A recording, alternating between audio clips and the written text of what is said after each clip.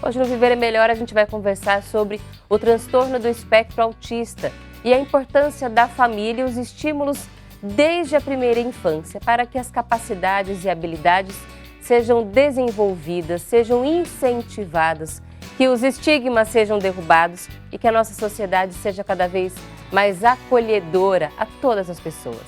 Esse é o nosso compromisso no Viver é Melhor de hoje. Desde já a gente abre espaço para você que está na audiência. Se você tem alguma pergunta sobre o assunto, vive na sua família, convive com uma pessoa no espectro autista ou convive com alguém no ambiente de trabalho, na escola, gostaria de saber mais sobre o tema? Fique à vontade. Ou se quiser compartilhar sua experiência também.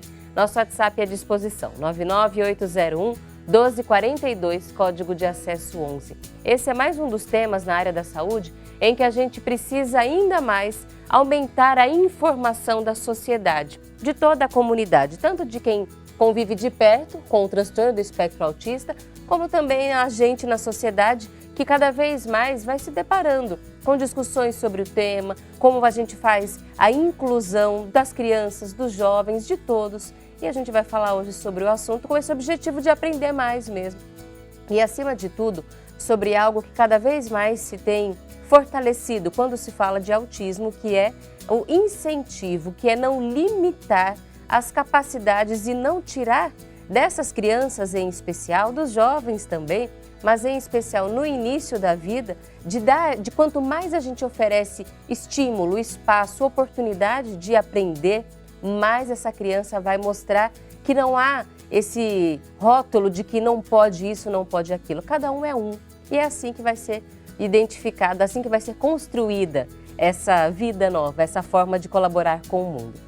A gente vai conversar sobre o assunto hoje, então a gente reforça, contando com a sua audiência, com a sua participação. O WhatsApp está à disposição e também já recebendo a nossa convidada de hoje, a Mariana Sotero Bonás, psicóloga, que é quem vai ajudar a gente a entender melhor sobre o tema. Antes de tudo, Mariana, boa tarde, seja bem-vinda ao Viver é Melhor.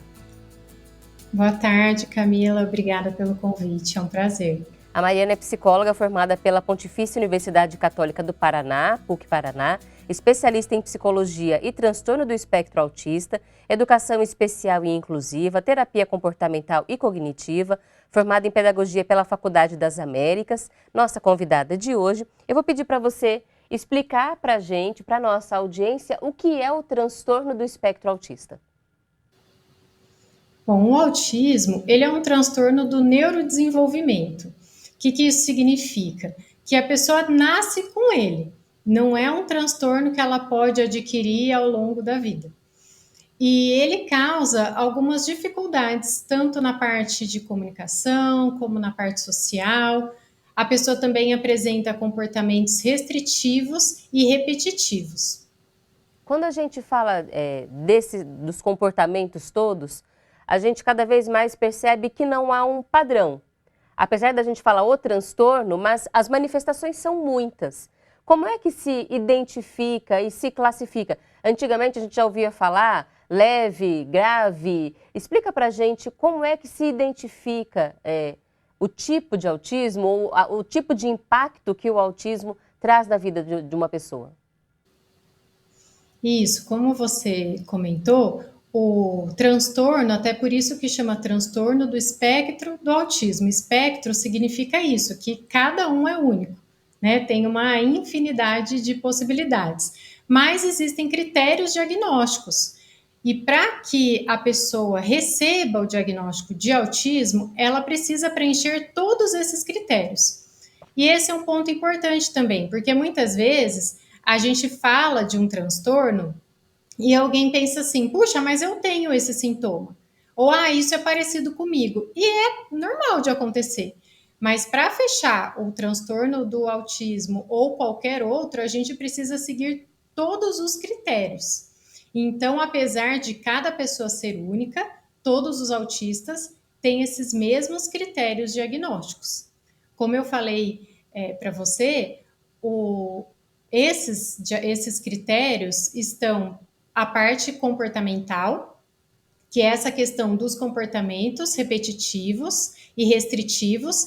Dentro disso tem algumas subcategorias, que é quando o profissional seja o neuropsicólogo que vai fazer uma avaliação, o neuropediatra, no caso de diagnóstico de crianças, que ele vai observar o que aquela criança, aquela pessoa apresenta.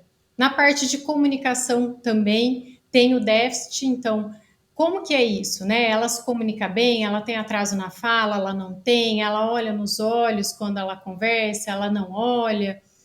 Outra coisa muito importante também, que está dentro desses critérios, é que a pessoa tem que ter prejuízos significativos na vida. Então, todos aqueles sintomas causam algum prejuízo, seja na vida social, na vida pessoal, no trabalho, tem que ter esse prejuízo significativo como um dos critérios. Um outro critério também é a questão de que você não pode explicar os sintomas e comportamentos com nenhum outro transtorno, nem nenhum tipo de deficiência ou síndrome. Então, a pessoa, quando vai ter esse tipo de investigação para confirmação desse diagnóstico, a eliminação de outros motivos que poderiam levar. Isso é muito frequente na infância, e aqui histórias reais, muitas vezes a gente vê profissionais e familiares também falando, a criança está demorando para falar, mas é criança de pandemia, ficou dentro de casa, e aí os profissionais também levam para a escola, muitas vezes precisa de estímulo. Como é que se faz para avaliar esses impactos quando a gente fala de uma faixa etária que ainda está em desenvolvimento? Que cada criança tem um tempo, que algumas demoram mais para andar e para falar, outras não são mais aceleradinhas. Como é que faz para fazer essa avaliação e fechar isso nessa faixa etária que é tão diferente? Bom, primeiro ponto importante. Toda criança tem seu tempo, porém, existem os marcos do desenvolvimento. Então, claro que uma criança pode andar com 1 ano, a outra com 9 meses, a outra com 1 ano e 2, mas estão dentro do que é esperado para aquela faixa etária. O que não pode acontecer é uma família pensar assim, o meu filho tem quase 2 anos e não anda, mas tudo bem, né? Ele está no tempo dele, uma hora ele vai andar. Não, se ele passou daquele marco do desenvolvimento e ele não teve aquele comportamento esperado, é um sinal de alerta. Muitas vezes os pais não conhecem esses marcos do desenvolvimento, então quando a criança vai para a escola ou quando convive em alguma comunidade, é que começa a chamar atenção. Nem sempre dos pais, às vezes de outras pessoas. Às vezes sim, os pais olham e falam, nossa, olha, eu estou percebendo que meu filho não olha no olho, que quando eu chamo ele não atende, ou que ele está tendo um atraso na fala, ele não fala e era para falar, principalmente se já tem outros filhos. Então, os pais conseguem perceber. Mas a escola muitas vezes também traz esses sinais de alerta para a família, pontuando que, olha só, é importante procurar um profissional da saúde. E também existe hoje uma avaliação que os pediatras precisam fazer com bebês a partir de 6 meses, que é para poder observar se aquele bebê tem sinal de alerta para autismo. Então, não que ele vá fechar um diagnóstico com 6 meses, mas ele já pode levantar se existem sinais de alerta. Depois, com a criança pequena ainda, crianças de 1 ano, quanto antes descobrir, melhor, porque assim você consegue entrar com a intervenção precoce, que é importantíssima no caso do autismo. Mas aí existem avaliações que o neuropsicólogo pode fazer, deve até, para que você saiba de fato quais são os déficits daquelas crianças. Então, não é um achismo, não é será? Eu acho que ele é quietinho. Eu acho que ele não fala o quanto deveria falar. Não, existem avaliações para isso, para que possa ter uma certeza daquele diagnóstico. E você trouxe alguns pontos interessantes, vamos ir abordando eles para a gente destacar o ponto da conversa em especial hoje aqui no programa Viver é Melhor, que quando se tem uma suspeita, logo nos primeiros meses de vida, ou uma confirmação de autismo, vem o mundo desaba na cabeça dos pais de muitas formas. E muitas vezes se cria meu filho não vai poder nada, ele não vai fazer isso, não vai fazer aquilo. Já é possível, logo no início, ter uma ideia de que tipo de impacto aquela criança vai ter, porque ela está muito nova ainda. E por que é tão importante já fazer uma intervenção tão pequenininha, mas mesmo sem ter certeza do diagnóstico? Qual a importância do estímulo quando a gente fala da criança no transtorno do espectro autista? Com relação a saber como que aquela criança vai se desenvolver, que você comentou, não tem como, principalmente se a criança é bem pequenininha, porque você percebe ali os sinais de alerta ou então já sintomas quando se consegue fechar o diagnóstico, mas não tem como você prever, até porque, como é um espectro muito amplo, cada pessoa é única. E a intervenção precoce, que são as estimulações, as terapias, elas são muito importantes, porque aquela criança, ela precisa de mais estímulo do que uma criança típica, que tem um desenvolvimento dentro do esperado, para que ela desenvolva habilidades. Então, quanto antes ela começa a fazer a intervenção, antes ela vai também adquirir essas habilidades que ela não tem. Até porque a criança, por volta ali de 4, 5 anos, até essa idade, tem a neuroplasticidade do cérebro, que é quando, digamos assim, o cérebro aprende de forma mais fácil, né? E dessa maneira, a criança, ela consegue, recebendo os estímulos, se desenvolver mais. Por isso que é tão importante que o diagnóstico seja feito precocemente, para que a gente aproveite essa janela. Claro, a criança, assim como nós, a gente vai sempre se desenvolver ao longo da vida, a gente sempre vai aprender. Mas nessa janela aí de tempo da neuroplasticidade, a criança acaba aprendendo mais. E aí a gente vê a importância da família ser orientada dessa forma, porque muitas vezes a falta de estímulo é que vai acabar aumentando o impacto na vida daquela criança, por achar que ela não pode ou querer protegê-la. Não é porque a família é má e não quer que aquela criança se desenvolva, pelo contrário, mas ela quer protegê-la, quer evitar que se machuque, quer evitar que sofra qualquer tipo de preconceito. E aí, nem os pais, ninguém sabe como vai ser. Então, é preciso oferecer a essa criança todo tipo de estímulo. Quando chega uma criança, como é que os pais vão ser orientados para, a partir daí, identificar que tipo de estímulo aquela criança precisa e a importância dos profissionais que serão acionados nesse momento? A criança precisa passar por uma avaliação inicial para que os profissionais saibam o que ela necessita. Então, não tem como você começar uma intervenção com uma criança sem ter feito uma avaliação, porque eu não posso, novamente, né, achar que ela precisa de algo. Eu tenho que ter certeza, então eu preciso aplicar avaliações para ver quais são as habilidades que eram esperadas para a idade dela e que ela não tem, então o que, que eu posso fazer para desenvolver. E aí, por conta disso, a criança precisa de uma equipe multidisciplinar, que, claro, vai depender dos déficits que ela apresenta. Mas geralmente a equipe é composta por psicólogo, por fono, por TO, que é o terapeuta ocupacional, muitas vezes por um musicoterapeuta, que também ajuda na parte de estimulação e de socialização, pedagogo. Então, a avaliação, ela é como se fosse assim, o primeiro passo para poder mostrar para a equipe o que aquela criança realmente precisa, porque assim você vai poder pensar numa intervenção mais assertiva.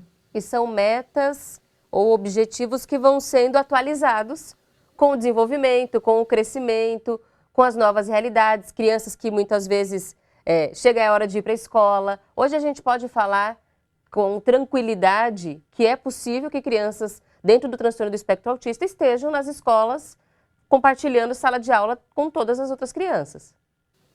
Sim, não só é possível, como é necessário. Nem sempre a gente tem o respaldo da escola. Hoje em dia, uma das grandes preocupações dos pais é com relação à inclusão escolar. Mesmo a gente tendo uma lei linda, digamos, com relação à inclusão, nem sempre a escola quer fazer acontecer. E eu sempre falo que sem o comprometimento da escola, do professor que está junto com o aluno, é muito difícil a gente conseguir incluí-la, mas é totalmente possível. Quando a gente fala do ponto de vista da sociedade, se traz um ponto importante, que é a escola, que as escolas estejam capacitadas para receber as crianças. Quando a gente pensa nas famílias, quais são hoje, você no dia a dia do consultório, vendo, conversando com eles, quais são hoje os maiores desafios que as próprias famílias enfrentam para conseguir garantir que as crianças estejam nestes espaços, ou os temores que elas têm quando elas olham para a sociedade, para a comunidade? Bom, ao meu ver, o primeiro ponto é o preconceito, o capacitismo, tanto com relação ao que a sociedade pensa, como ao seu próprio, porque nós nascemos e crescemos em uma sociedade preconceituosa, então, mesmo que a gente não queira, a gente aprendeu a ser assim. E é importante fazer uma desconstrução disso que vai a vida toda. Muitas vezes a gente utiliza termos que a gente nem percebe que são preconceituosos e que isso acaba fazendo com que a família fique muito preocupada, porque como que vai ser quando meu filho crescer? Será que a sociedade vai aceitá-lo da forma como ele é? Será que ele terá amigos? Será que ele vai casar? Será que ele vai entrar na faculdade? Então eu percebo que esse é um ponto de muita preocupação para os pais, além de, claro, a preocupação de se eu morrer antes do meu filho, quem é que vai cuidar dele? Do ponto de vista agora da sociedade, já que agora a gente, sabendo dessas maiores angústias das famílias, como a sociedade pode colaborar para que essa barreira seja enfrentada? Porque já há os desafios que serão enfrentados e vencidos por si.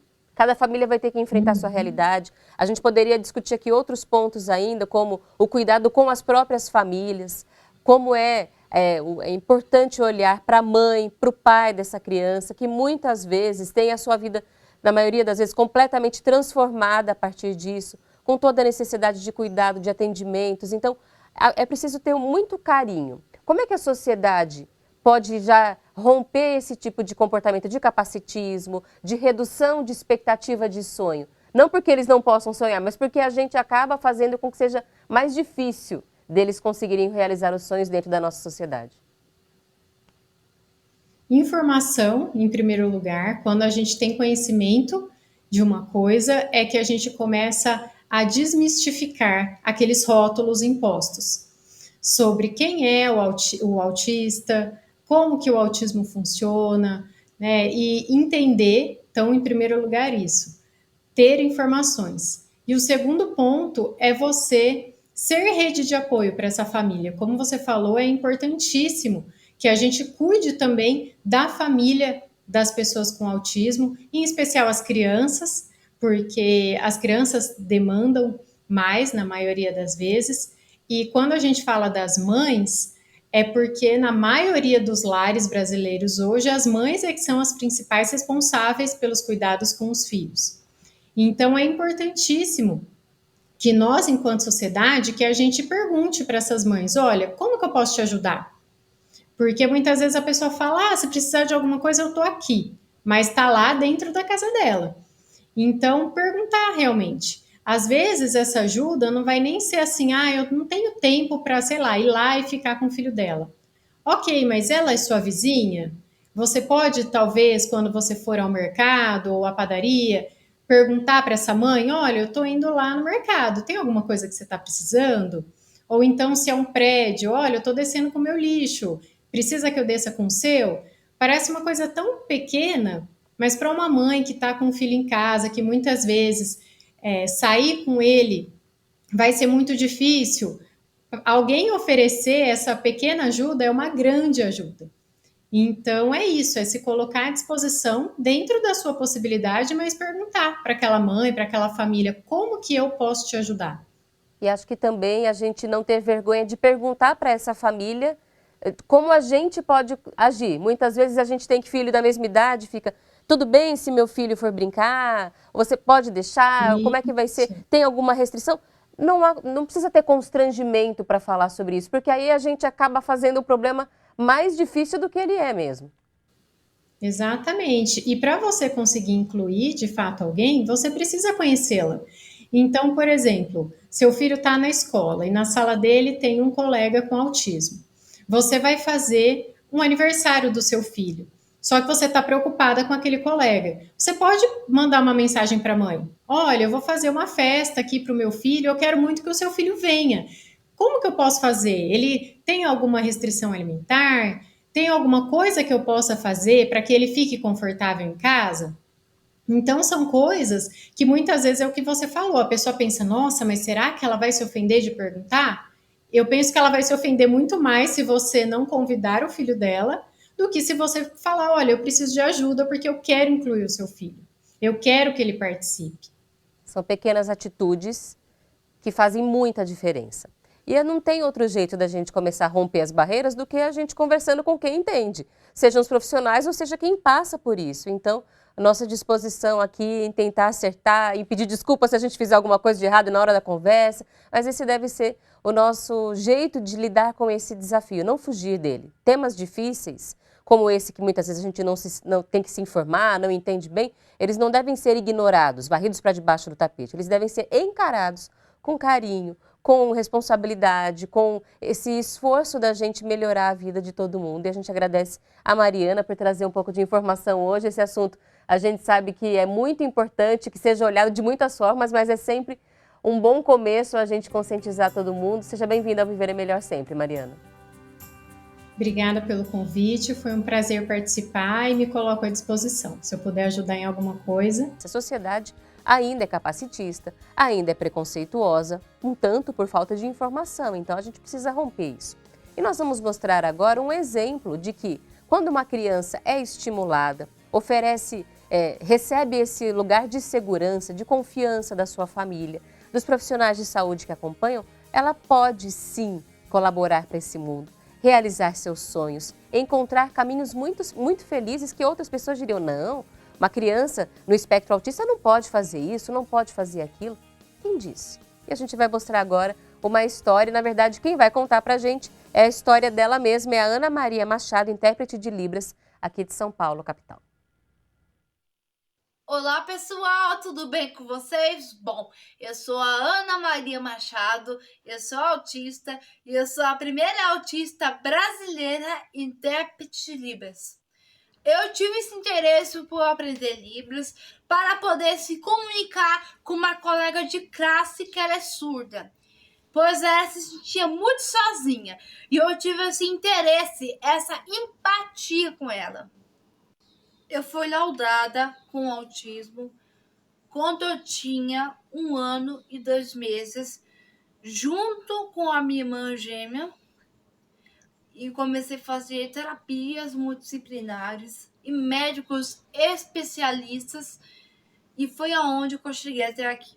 Hoje eu participo de vários eventos, palestras, conferências, congressos, atos cívicos, inaugurações, shows e etc.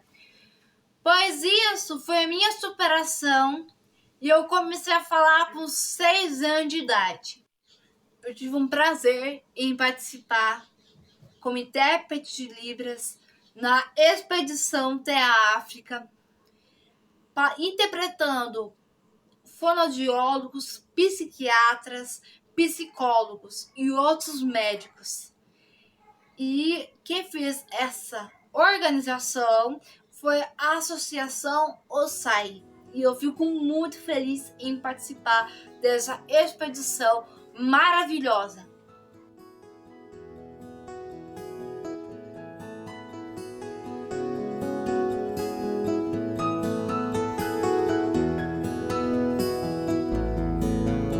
O apoio da família para mim foi muito importante, quanto na vida social e profissional, pois o apoio da família para o autista, os autistas, eles se sentem seguros, se sentem acolhidos e protegidos.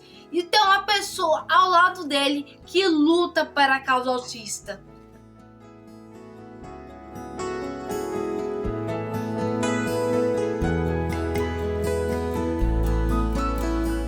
Muito obrigada, Ana Maria Machado, intérprete de Libras, aqui de São Paulo, capital. E a história dela aquece o coração, porque muitas famílias têm esses receios. Será que meu filho vai conseguir trabalhar? Será que meu filho vai conseguir se comunicar em sociedade, conseguir falar suas necessidades, se posicionar quando não gostar de alguma coisa, quando precisar se defender? Ela aprendeu a falar aos 6 anos de idade. E aí a gente vê que hoje ela não apenas fala, mas ela encontrou outras linguagens ainda, aprendendo a língua brasileira de sinais para falar até com quem se sentia mais excluída ainda, mostrando a capacidade que ela teve de não apenas se incluir, porque foi ali persistente, mas também de olhar para outras pessoas que também, de alguma forma, pelas suas características, eram deixadas de lado. Uma criança, uma amiga, que não conversava com ninguém, que era mais sozinha ainda, porque surda, não conseguia conversar. Então a gente vê que é possível sim, e ela é uma demonstração disso, a importância da família amar, de cuidar, de que nós consigamos ter também os espaços que propiciem as aprendizagens necessárias, os estímulos necessários.